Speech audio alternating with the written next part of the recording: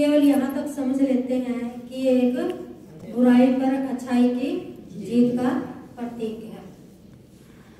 होलिका दहन दिखाते हैं कि वो अपने जो भाई का पुत्र था, भतीजा था उनका, वो सिर्फ विष्णु को मानते थे और उसका पिता क्या कहता था कि सब मेरी, मैं ही देवता हूँ, सब मेरे अंदर चलते हैं, मेरी पूजा करते हैं, तो ये मेरा विरोध क्यों कर रहा है। विष्णु का प्रतीक दिखाया है कि दिव्यता को अपना रहा था, दैवी गुणों को अपना रहा था। और हिरण्यकश्यप के जो लक्षण दिखाए हैं वो असुरता दिखाई है, अहंकार दिखाया, उसमें विकार दिखाए हैं।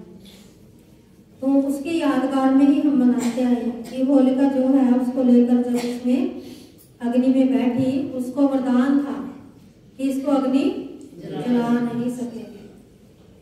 लेकिन जो अच्छाई दिखाई है वो क्या दिखाई है कि वो दिव्यता, परमात्मा का साथ जो है वो किसी भी वरदान को असफल कर सकता है, दिखाया है ना। उसको कोई नहीं जला सकता था, इसीलिए वो उसको लेकर बैठी थी, जो उसका कवच था वो उड़कर बैठी थी।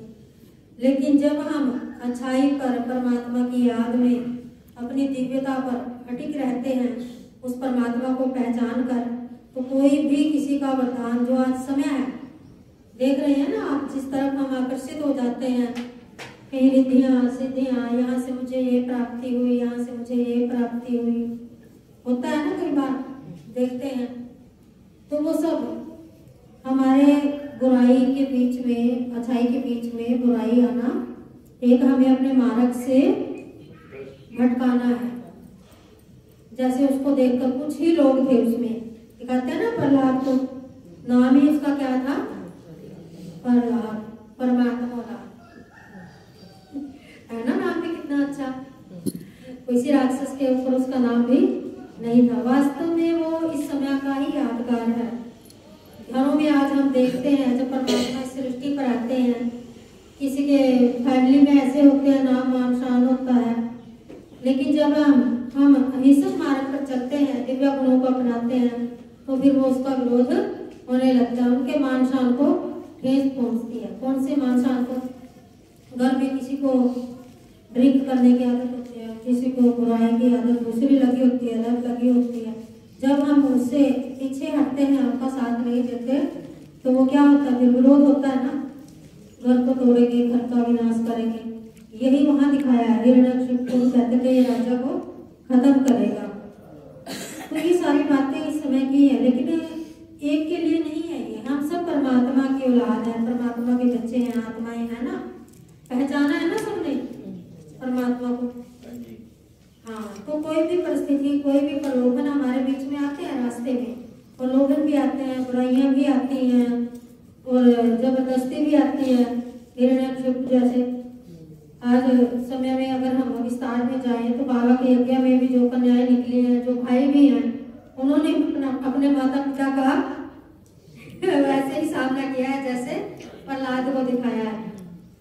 लेकिन वही बाबा पर निश्चय, परमात्मा पर निश्चय, उस परम पवित्र जिसका इसीलिए होली शब्द है, जो बीत गई सो वो होली। अब उनके परिस्थितियों के वश भी हो जाते हैं ना, मेरा इसने ये किया, ये किया, ये किया, उसके प्रभाव में भी आते हैं ना।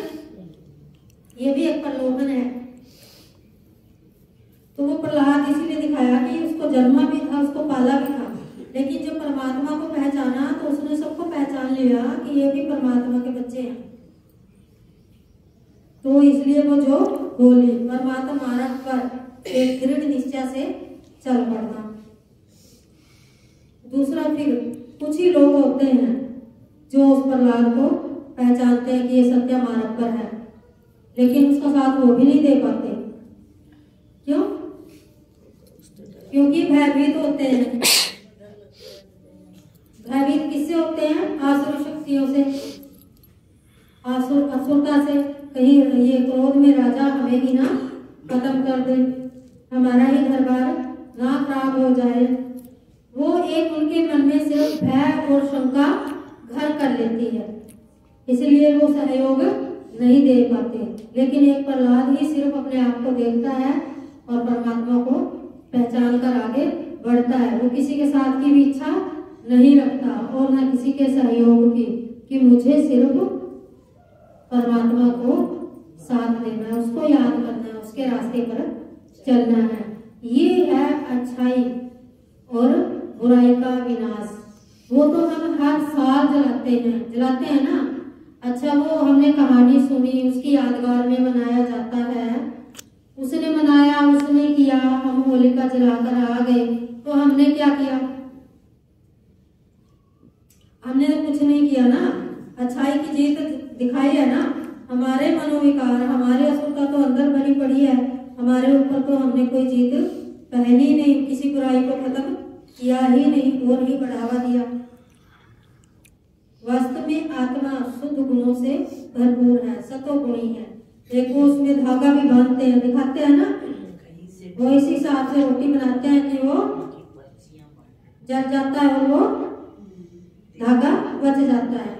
वास्तव में ये इसी का प्रतीक है कि चाहे ये शरीर हमारा, इसके संबंध कितने ही भारी हो, कितने ही बड़े हो, लेकिन आत्मा इसके अंदर एक सूक्ष्म है और वो सूक्ष्मता कभी भी नहीं जलती है, कभी भी नहीं मरती है। इसलिए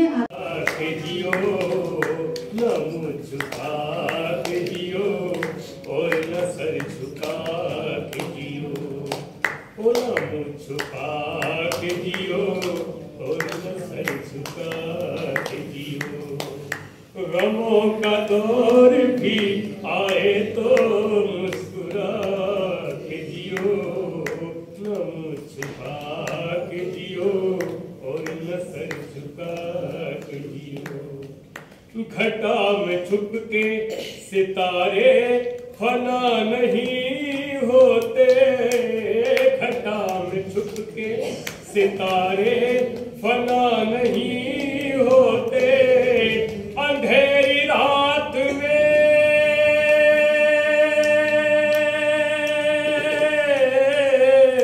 अंधेरी रात में दिल के दिए जला के जियो, न मुँह छुपा के जियो और न सर झुका के जियो।